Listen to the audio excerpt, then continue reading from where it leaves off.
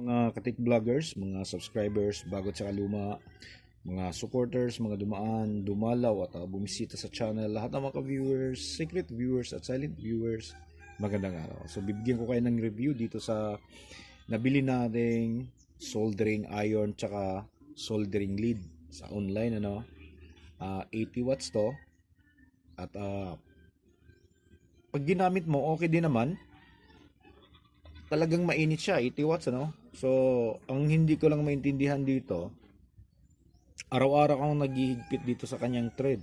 Ito. Okay? So, laging lumuluwag. Kaya, kailangan mo higpitan araw-araw. Tapos, yung tip niya, ayan, napakadumihin. Kalilinis ko lang yan, dumi na naman kaagad. At yung button niya, masyadong mahaba yung nakausli.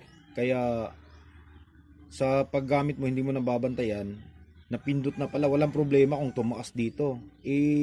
Minsan dito napipindot yung minus, bumababa yung temperatura. Nagtataka ka na lang habang naghihinang ka, ba't mahinang-mahina na yung hindi na halos tinutunaw yung tingga. Yung pala, yan, naggalaw mo to dito. Yan hindi to katulad nung isang ginamit ko dati na kunti lang talaga yung button, ay maiksi lang yung button na tamang-tama lang na mapindot. Di katulad nito, sobrang haba.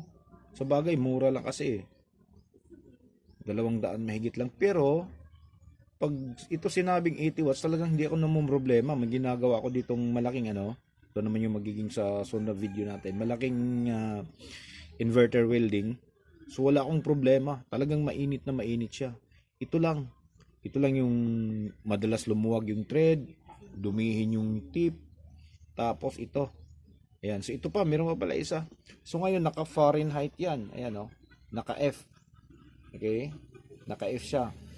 So minsan nagbabago, hindi ko alam kung paano, paki-comments nga mas sa mga nakasubok na ng ganito kung paano i-change to C. So Celsius yata. So dati Celsius yung C yung nakalagay diyan.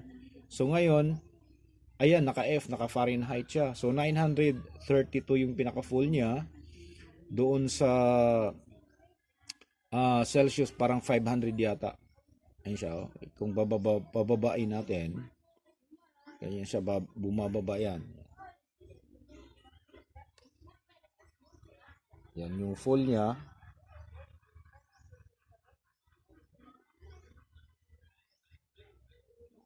Hanggang dyan lang siya, 932. So dito naman sa Ishikawa natin, medyo okay to.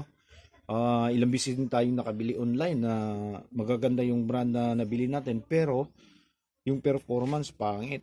Okay, so mga pike. So ito ngayon medyo tumama tayo. Ayan, so Ishikawa 0.6 mm 60x40, isang roll. Okay, so subukan para makita niya, magaling nito, makinis, makintab. Tingnan nyo ng maigi. Tapos napakalinis.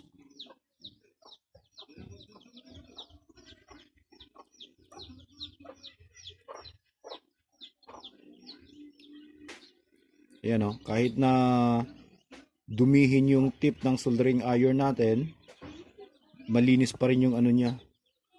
Ayan maganda yung flux nito. Hindi sumasama yung dumi. Ayan. Okay? So makinis, makintab. Yan, malinis yung kanyang hinang. Yan.